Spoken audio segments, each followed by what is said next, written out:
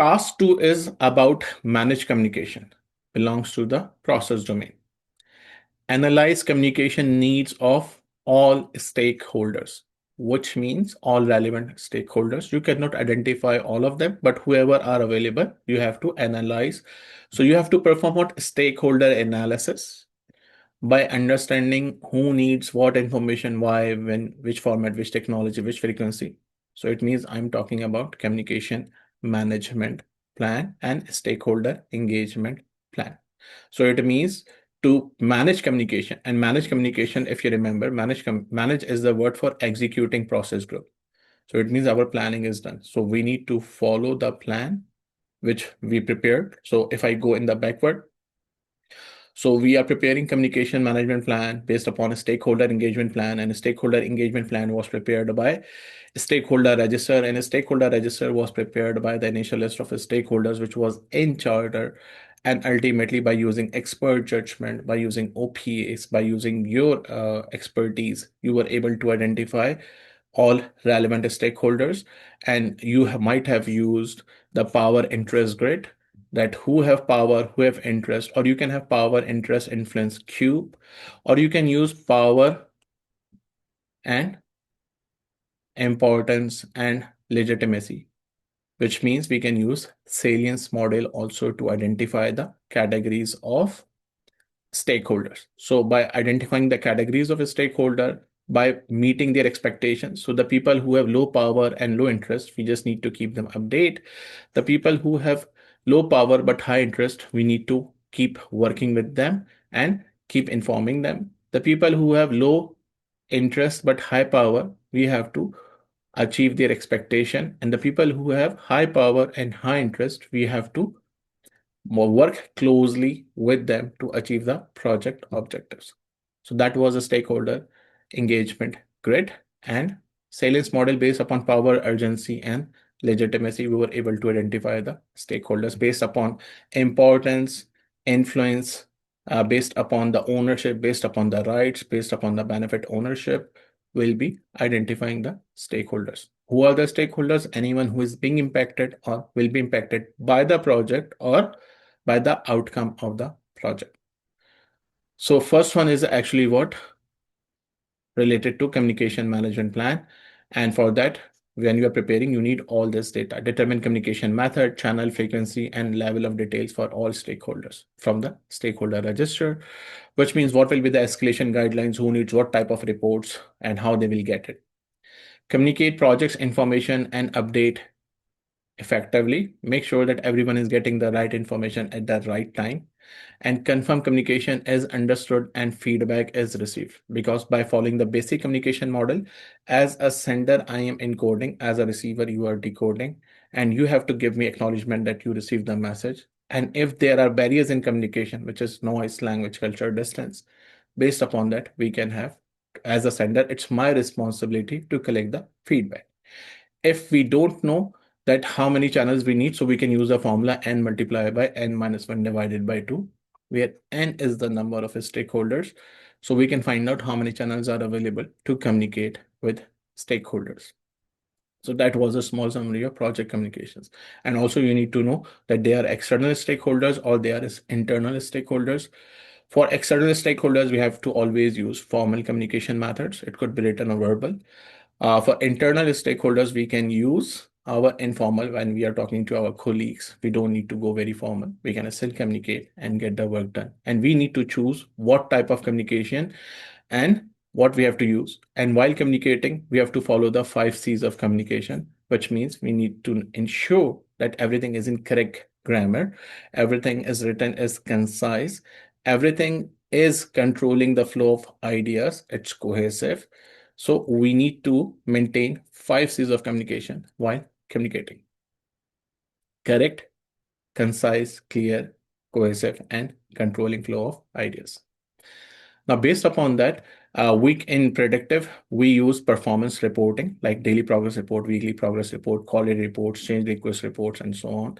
In adaptive, we use information radiators like dashboards, task boards, burn down chart, which shows how much work is remaining, burn up chart, which shows how much work is completed. Or we can have a smart ban or Kanban, multiple or XP band, we can have a hybrid of Agile to work accordingly. So that was the analysis of task 2 and also the communication performance domain. Let's go and read the question and find out what question is related to. A senior executive prefers brief dashboards and rarely attend meetings. However, their decisions impact technical architecture. Recently, they approved a milestone, but later claimed they did not understand the dependencies. So, we need to understand their communication requirement properly. This is what missing in the question. What should the PM do next? Next, and please keep an eye. Question could be anything, but answer should focus on this part also. Next, best, avoided, can be repaired, can be avoided in the future, and so on. So increase meeting invitations to ensure the executive attend detailed sessions. He is not attending the meeting and you are asking him to attend detailed sessions. Tailor executive communications to high-level dashboards supplemented by concise dependency summary and confirm understanding. Send more detailed technical documentations for executive review. Escalate the misunderstanding to the sponsor. So which answer is correct here? Exactly. We need to get agreement. We need to tailor as per the stakeholder requirements. Very good. Perfect. Let's go next. Your distributed team is experiencing a recurring misunderstanding, which means we have barrier. Updates are communicated through weekly emails summarizing changes. What is the most appropriate action? Continue emails but increase level of detail. Replace email updates with a centralized repository. Facilitate interactive sessions to discuss scope changes and confirm shared understanding. Increase frequency of summary email. What do you think is actually the correct answer? They are confused because of things coming to them in written. So sometimes written things are not good. We need to have. So as per the Agile principle, face-to-face communication is better, or face-to-face conversation or meeting is better than working in silos. So yes, B is correct. C is correct answer. Let's go next. A key stakeholder complains they receive too many updates and ignore most of them. Surely, when you will send more information, they will stop reviewing it. Later, they escalate saying they were not informed about a critical issue because they didn't notice. What should the PM do first? First, reduce communication frequency immediately.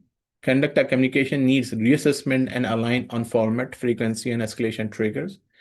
Continue sending all updates but add urgent labels. Very good. Remove the stakeholder from distribution list. So surely it can be out. So we need to find correct one, B or C. And don't go in the action of first. If you will go with the action of first, you will go with the answer of A. But A is actually not a correct answer. It's a trap. It has the word immediately, but things are not done like this in project management. So if you have a PMI mindset, we have to follow the process. And process is B. Very good. Next, you sent a major change update to stakeholders. No one responded, and the team proceeds assuming agreement. Assumptions. Assumption means gulf of evaluation. 2 weeks later, stakeholder object. What should the PM have done to avoid this? Requested explicit acknowledgement and confirmation before implementation. Waited longer before assuming agreement. Logged the communication in the communication register. Schedule the next update sooner. And we know that there is nothing called as communication register in project management. We have the stakeholder register, not communication register. So if someone is not coming well, we need to go with documented proof that yes, you said like this. Very good. Next, a technical stakeholder wants detailed defect logs. An executive wants summarized risk exposure. Both complaints the report are not useful. What is the best approach? Create a standardized report with all details so no information is missing. Customize reporting format and level of detail for each stakeholder group based on decision needs. Send detailed reports and ask executive to extract relevant insight. Reduce all reporting to high level summary. So correct answer here is exactly. That is the correct answer. Yes, B is the correct answer. Very good. Let's go next. A conflict between two stakeholders is escalating due to misinterpreted email exchanges. The project schedule is now at risk. What should the PM do next? Send a clarifying email copying senior leadership, facilitate a live discussion to clarify misunderstanding and confirm agreements, document the issue in the issue log and monitor, provide a more detailed written explanation of project objectives. So this is the task of a sponsor to facilitate. You can help sponsor, assist a sponsor, but problem is things are not working well. Barrier. And to remove the barrier, face-to-face communication is preferred. Very good. Next, stakeholders say project updates are frequent but not helpful for decision making. Reports include schedule variance, cost variance, and risk matrix. They cannot, again, there is a barrier in communication. What should the PM adjust?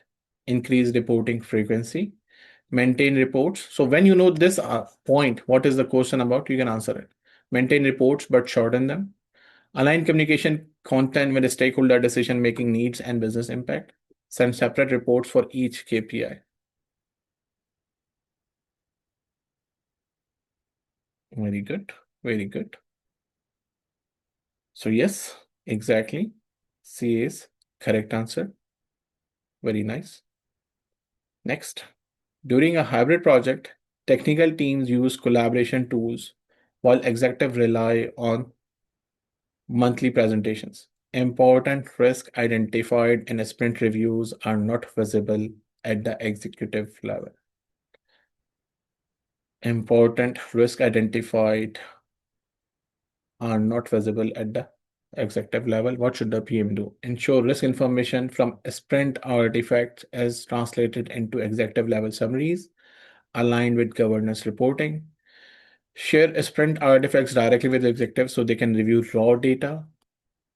Increase sprint review attendance requirement for executives.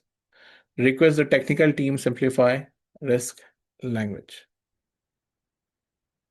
So we have a competition between A and D. They could not understand. We have a barrier of understanding, but better answer is exactly A here. Very good. Perfect. Next, a deliverable was completed per specification, but a stakeholder say it does not meet expectations. Documentation shows requirement were approved. What is the most likely root cause? Root cause of not meeting the expectations. Requirements were poorly documented. Stakeholder expectations were not validated and confirmed through iterative communications. The team did not follow scope baseline. The project schedule was compressed.